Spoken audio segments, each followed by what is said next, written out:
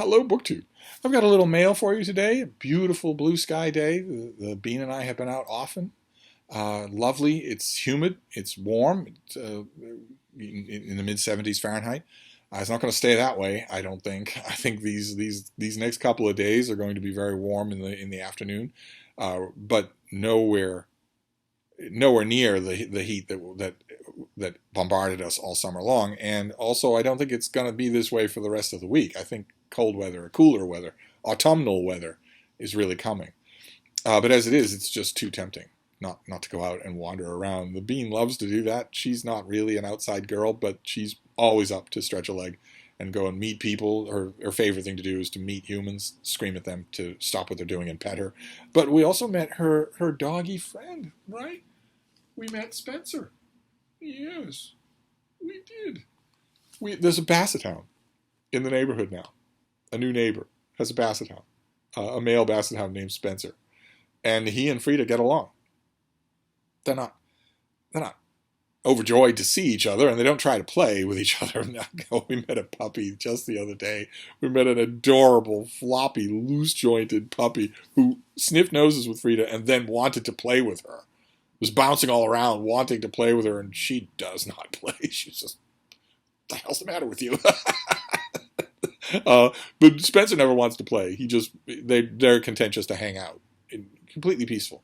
It's always a little touching for me because, of course, I used to have a basset hound named Lucy, and she was gone before Frida came to me. So Frida has never met her. It's kind of weird. But anyway, a little bit of mail came, 2 periodicals and 2 packages. I thought we'd go through the periodicals first. They're great. The first one is the TLS, the London Times Literary Supplement, which will have a lot of stuff in it that I want. But for us, we can go to the letters page, which is always interesting and has a snarky little thing here from a writer in the Scottish Borders, Alan Taylor, who he may be the historian, Alan Taylor. I don't know. He writes about Queen Elizabeth II and what she liked to read. Remember, the last letter I read you was that she mentioned that Joyce was one of her favorite authors. And here Alan Taylor writes in response to this, I'm having trouble reconciling 2 tidbits of information in your paper regarding the late Queen. Your correspondent, Rory Johnston, confidently asserts that her favorite author was James Joyce, while Andrew Motion, recalling his stint as poet laureate, relates that she told him she never had any time to read poetry. If the latter is indeed the case, where did she find time to familiarize herself with Ulysses, not to mention Finnegan's Wake? It's a very good question, and of course the answer is that the Queen did not read for pleasure, no matter what Alan Bennett writes in his wonderful novella. She read a bit of Dick Francis here and there, and nothing else. Everything else that she knew, she learned about books, but not reading them. The Queen never sat down over a warm evening with James Joyce. That's why I raised an eyebrow the first time. And with Dick Francis, I'm 100% sure that she read Dick Francis the way English country squires in the Victorian era read Trollope, which is just the fox hunting scenes, thank you. Just the racing scenes. Baby, cut it out, baby. Stop licking. So I'm glad that Alan Taylor caught that. I hope that other people do too once the Queen mania dies down. And then the other periodical was the London Review of Books, which has a sort of a doctored photo on the cover there. One of the only times I remember a photo appearing on the London Review cover. And in the London Review, there was also an interesting letter, a little bit more contentious, but this is a sometimes contentious channel. I thought we'd go through it. This is from a writer whose name and address is withheld, and you're going to see why. After reading yet another article belittling gender-critical feminists in your pages, this time by Ariane Chavisi, I feel compelled to ask for a fairer representation of their position. Many who consider themselves left-leaning progressives are branded as being, quote, in league with the far right for their opposition to an ideology which they regard as dangerously regressive move by patriarchal capitalism to seize control of and profit from the bodies of children, increasingly young girls and women. It is telling that trans men are relatively invisible in all this. No one is chanting trans men are men, though they become less so when they can be used to demonstrate that it is possible for men to give birth. Chavisi approvingly quotes Judith Butler's dismissal. Judith Butler is the Fawns at Origo. She's the origin of all this nonsense about sex and gender. She approvingly quotes Judith Butler's dismissal of gender-critical positions as fantasy. But for gender-critical feminists, it is gender ideology that is propagating fantasy, the fantasy that it is possible to change sex/gender.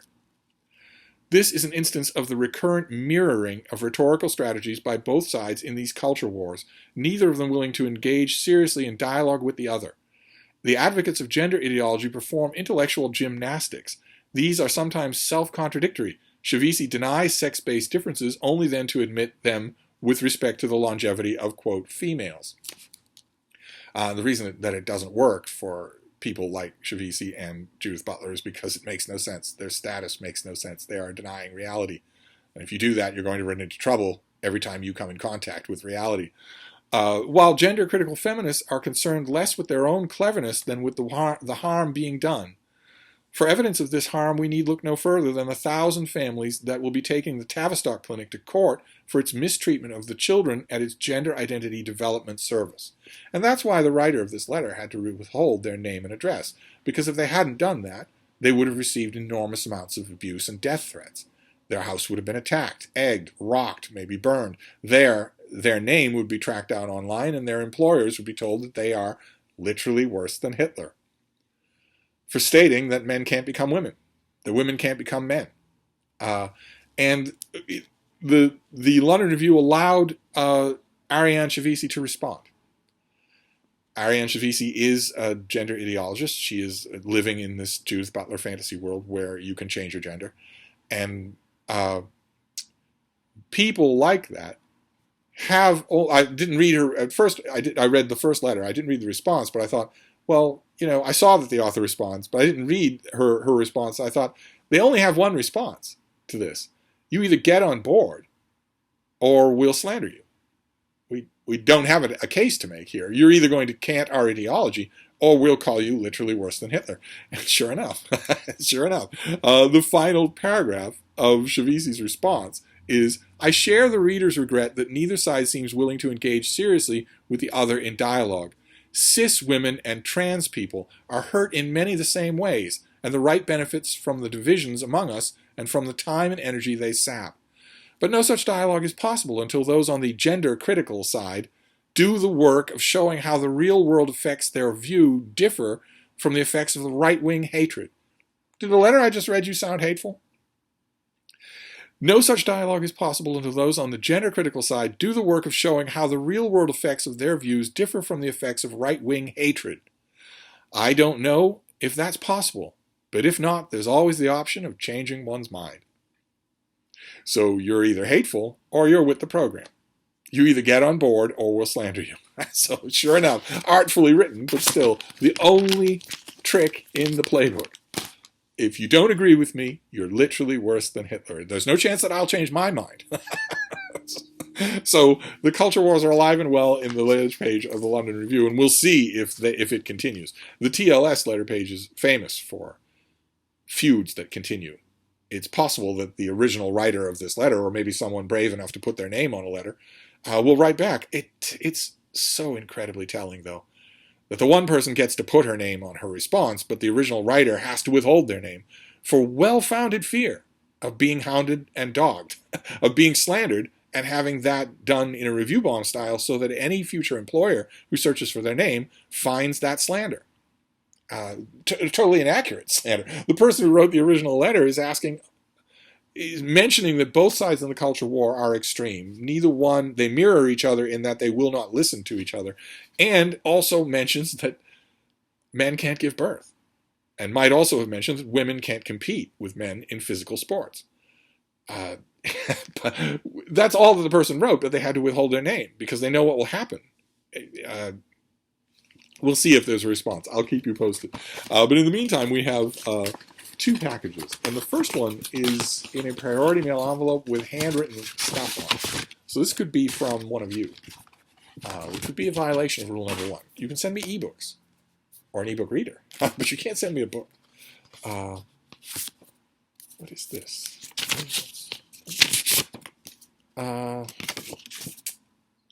Thank you for considering this book.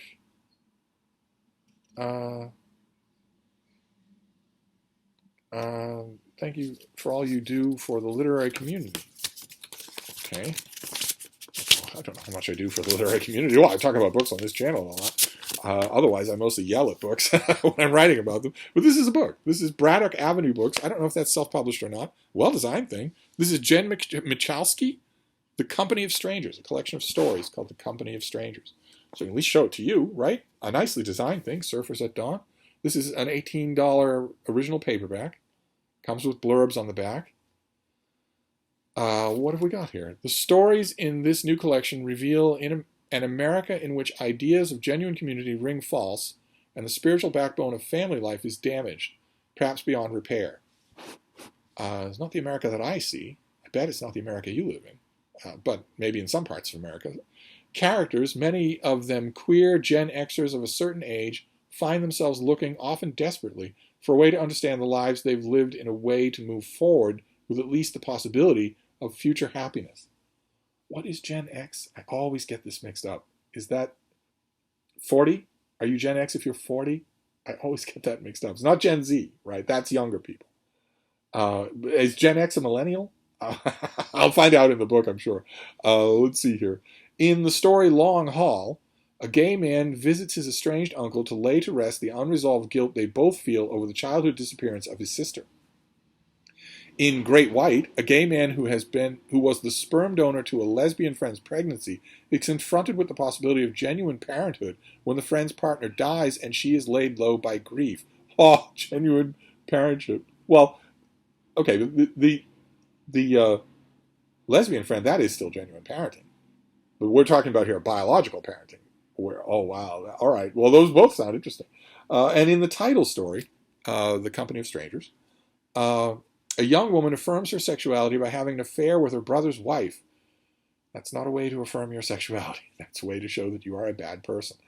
The fallout leading her to regain her footing only when she befriends an elderly gay couple vacationing in the area. Okay. In stories that relentlessly demonstrate the tensions of the 21st century, Michalski's The Company of Strangers provides a sometimes comical, sometimes touching portrait of what is perhaps our most pressing question. How do we make a life? Okay, well, whoever wrote that back cover copy really earned their keep. I wonder if it was Jen Michalski. That is really well done. It's tough to do that with a collection of short stories. And this does have blurbs from other authors. Okay, so this is copyright 2022. I'll have to see, I'll have to check my email and see. This obviously didn't come from one of you, but I'm putting this on the agenda for tonight. The Company of Strangers, $18. Those of you looking for gay fiction. And then we'll do this other one, and then we'll be done. I feel still a little self-conscious because one of the videos that I made for today is 40 minutes long. But it's about Star Trek, so it's probably expected. What is this next one? Oh, okay. Yes. I don't think we've seen this yet on this channel. This is going to be an $18 paperback. This is by Edward Delaney, and it's called The Acrobat. It's a novel about Cary Grant. With a sort of a jigsaw puzzle cover, because who is Cary Grant? Who is this person? Let's see here. It's 1959, and the 55-year-old man who calls himself Cary Grant is at the peak of a charmed career. He's also on a turbulent journey to find the core of a self he hardly seems to know anymore. Introduced to the wonder drug LSD as part of his therapy at Psychiatric Institute of Beverly Hills, he embarks on upward of 100 psychedelic trips, at times harrowing journeys. And on the way, he rediscovers the long-ago boy who faced the world as Archie Leach, the earnest, gap-toothed stilt walker and tumbler he was long ago. In this book, the author takes on the elusive character of Cary Grant. He imagines the inner life of a man who spent a career brilliantly creating a persona as ethereal as his best roles. Very well put. That was very well put. As Grant launches on LSD-fueled trajectories of discovery, the Acrobat likewise transports readers through his fractured upbringing, his start in English vaudeville, his life on the Hollywood sets, and his relationships with fellow travelers prominent in his life: Howard Hughes, Randolph Scott, Blake Edwards, Tony Curtis, 2 of the 5 women he married, and more. Amid the endless versions of himself and the characters he's played, he yearns to shape himself into something singular, forged from the layers of illusion he's smilingly foisted on the world, and for which the world has come to love him. Boy, this is a day for great cover copy. This riveting dramatization of the actor's life takes us beyond the firm terrain that biographies tread, including Scott Eamon's book, which is great, uh, to offer a new perspective on a complex Hollywood legend. Okay, well, I'm on board. Absolutely, a novel about Cary Grant. I'm on board, especially one that's going to be surreal. Uh, so I'm assuming. I mean, what have we got here? 2022. Yeah. So we have two $18 paperbacks here. Just you can buy them just like this. And I'm assuming they're both out already. Uh, okay, so that's our two works of fiction. One about Cary Grant. One about being gay in 21st century America. Gays of a certain age in 21st century America. So not bad as far as books go. I'll read them both tonight. And some rabble-rousing letters in the periodical press. So that's it. That is the mail for today. I'm going to wrap this up, but I'll be back. Thank you, BookTube.